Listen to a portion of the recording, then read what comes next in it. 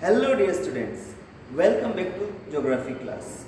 In our previous class, we discussed about resources and their types. In today's class, we will read in detail about the types of natural resources. Natural resources have been further classified on different bases. What are these different bases? First, on the basis of level of development and use. Second basis is on the basis of origin. Third, on the basis of stock. And last, on the basis of distribution. Let's begin with the first, level of development and use. There are some of the resources which we are using at present because we know how to use them. Say for example, petrol, diesel, coal, water, all these resources we know how to use them because we have developed even technology to use or to convert these resources into generating energy. So the resources which have been developed, which we can use at present, we know the technology how to use such type of resources. All these type of resources are termed as the actual resources. So in other words, we can also say actual resources are those resources which have been developed by human beings for use. But what are the potential resources? Potential resources are those type of resources which exist in nature, but we are not able to use them at present. What is the reason behind it? The reason is that we do not have the technology, or we actually are not knowing about the quantity and quality of these resources. These are in the preliminary stage.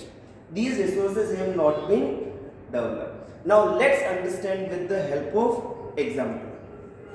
Say for example, in our Rajasthan, we have lot of solar energy, but still we are not using that much energy to generate electricity.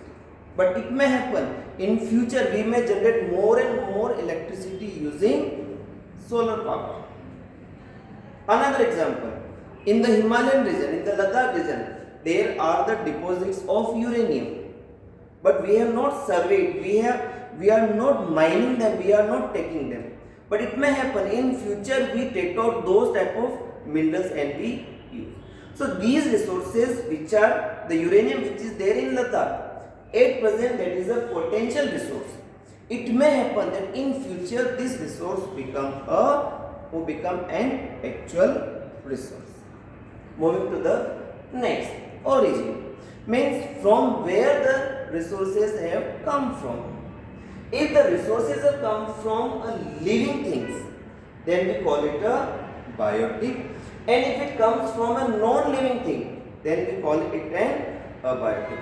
Let's take few examples of biotic resources. If we talk about human beings, they are also the biotic resources. If we talk about flora, fauna, what is flora? Flora means the plant life, fauna means the animals. So all these are the biotic resources. What are abiotic resources? Abiotic resources are the non-living resources.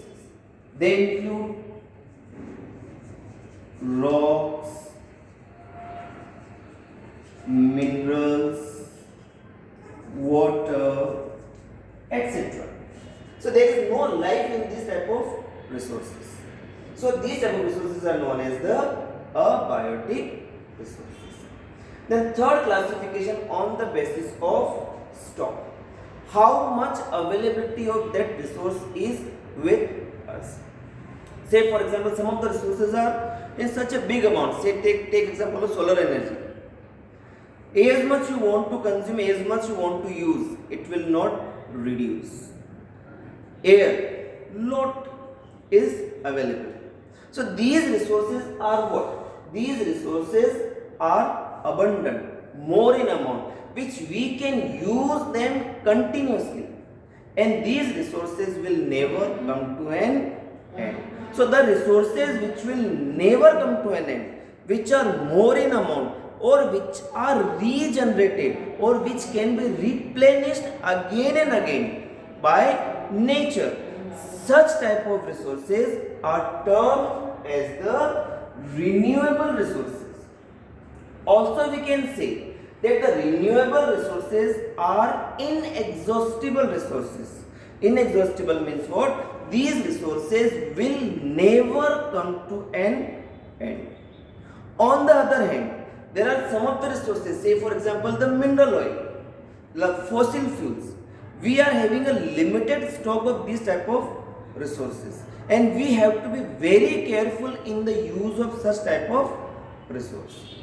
If these resources are not taken care of, then in future generation they may not have an access to such type of resources. So these resources are termed as the non-renewable resources. So you must understand the renewable resources examples may be air, water, land, and even soil is also a renewable resource. But soil is renewed, it takes time. So the process of the formation of soil is slow. But in spite of that, it is a renewable resource. Likewise, plants, they are also the renewable resource. But we have to be careful in use of these resources. If we are not careful in the use of these resources, then it may happen that these may come to an end and they may take some time to get renewed. So even if the renewable resources are abundant, but we have to be careful in the use of some of the renewable resources as well. Moving to the next, distribution. Distribution means where these resources are available. Some of the resources are available everywhere. Say for example air.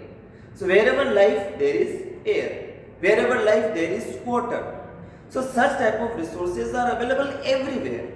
And the resources which are available everywhere, these type of resources are termed as the ubiquitous resources. Ubiquitous means they are found everywhere.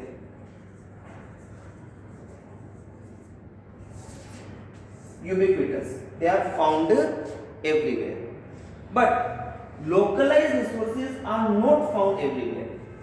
If I talk about the gold mines, we will not have gold mines everywhere, right? Likewise, we cannot find uranium everywhere. So many of the minerals we have to sometimes even import from other countries. So the mineral resources, they are the localized resources. The mines are located in certain limited areas only. So I hope you would have found all the things quite easy to understand. If you feel any difficulty, you are free to make a call to me. Thank you and have a nice day.